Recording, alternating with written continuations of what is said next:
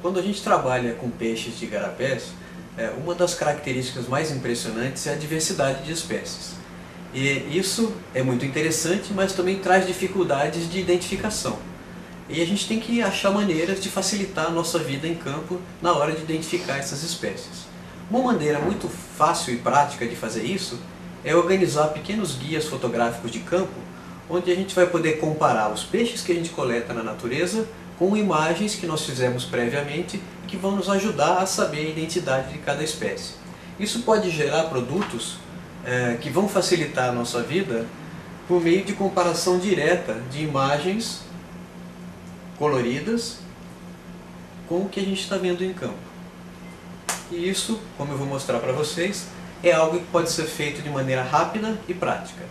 Para fazer as imagens de peixes, seja em campo ou em laboratório, nós precisamos de uma série de equipamentos, que incluem máquinas fotográficas e acessórios, algumas fontes de luz, um pequeno aquário de campo, alguns tipos de substratos diferentes para colocar nesse aquário, redes e outros equipamentos para manusear os peixes e, obviamente, os próprios peixes, que são nossos atores principais.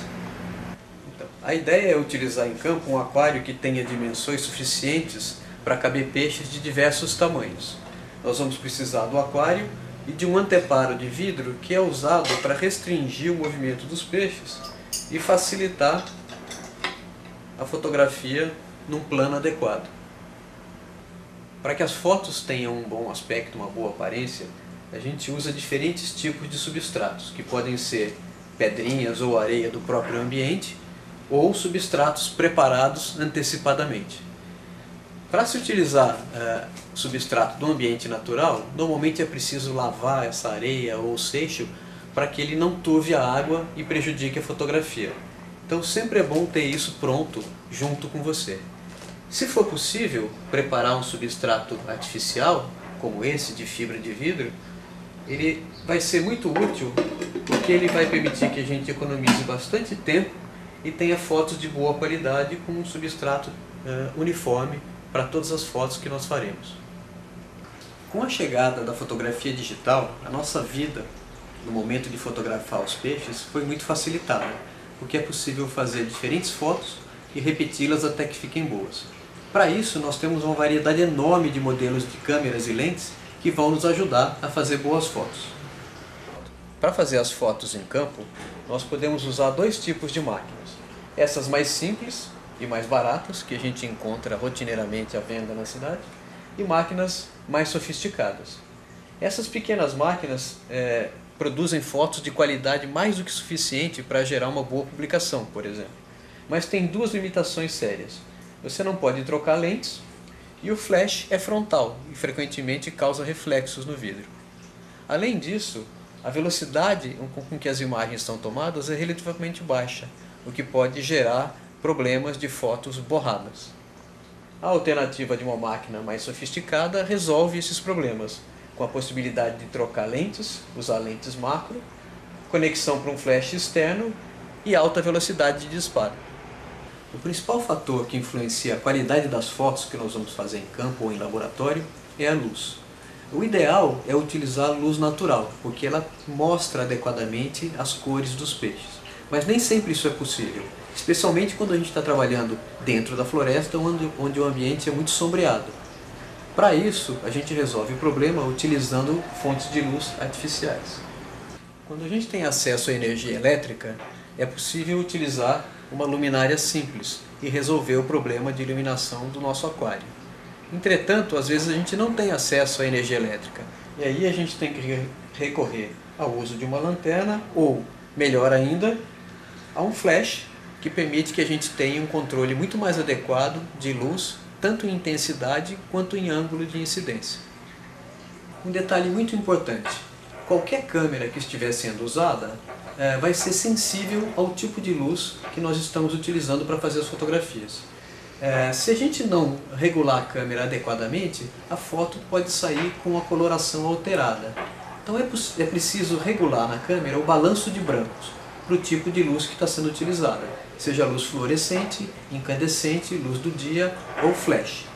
Se você quer evitar esse problema e sua câmera permite, é possível fotografar no formato RAW, que permite que a gente faça essas correções depois, no arquivo da imagem. Além disso, sempre é possível corrigir alguns defeitos da fotografia por meio de edição num programa de computador. Um outro problema que pode interferir na qualidade das fotografias é a luz ambiente, que pode gerar reflexos no vidro do aquário, tanto da câmera e do fotógrafo, quanto dos objetos ao redor. A gente resolve isso reduzindo a iluminação ambiente e utilizando um anteparo fosco, preto, entre a câmera e o aquário. E isso resolve o nosso problema.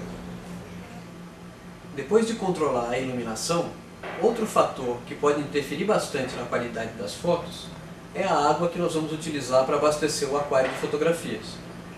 Muitas vezes é preciso utilizar a água do próprio igarapé onde nós coletamos os peixes, e isso pode afetar a qualidade das imagens. Se a água for preta, que é típica de muitos igarapés da região, nós não temos muito problema, porque o volume da água é pequeno e não chega a alterar demais a qualidade das imagens.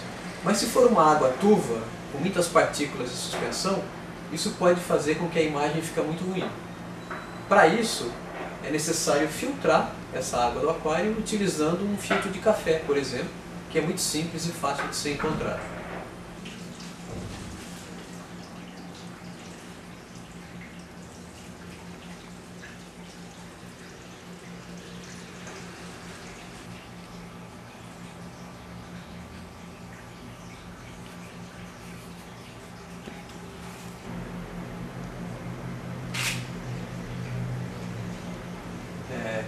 Para fazer as fotos dos peixes é preciso repetir várias vezes, porque os peixes se movem e nem sempre as fotos ficam boas logo na primeira tentativa.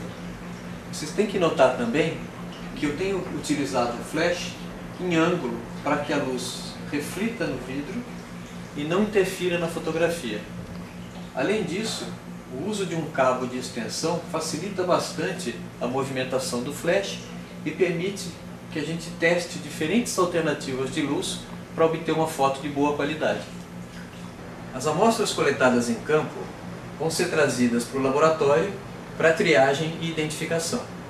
É importante lavar essas amostras para retirar o formol que foi utilizado na preservação e substituir esse líquido por álcool 70%, que vai ser o meio onde esses exemplares vão ser preservados por longo tempo. Após isso, nós vamos passar para a fase de triagem e identificação dos exemplares.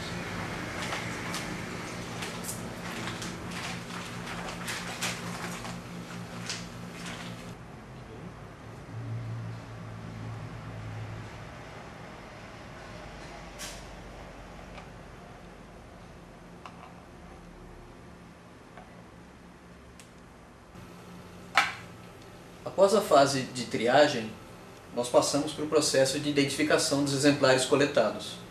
E ele é muito importante, porque ele garante o registro correto das espécies que ocorrem naquela área. Para essa identificação, é importante utilizar uma lupa que tenha um aumento adequado e permita que a gente visualize as estruturas utilizadas para a identificação das espécies. Além disso, nós vamos utilizar uma série de trabalhos, sejam eles específicos para aquele tipo de peixe, ou compilações gerais sobre a fauna da região, para que a gente possa ter uma boa identificação da fauna de peixes que ocorrem na área de estudo. Se houver dúvidas a respeito da identidade das espécies, é importante recorrer a especialistas pedindo auxílio para que eles façam uma identificação mais acurada das formas que ocorrem na sua área de estudo.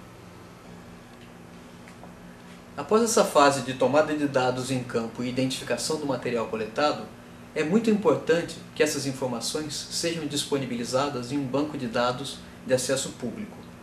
Com isso, é possível comparar o que acontece nessa área ao longo do tempo e também comparar as características da sua área de estudo e da fauna que nela vive com outras áreas estudadas na Amazônia com os mesmos objetivos.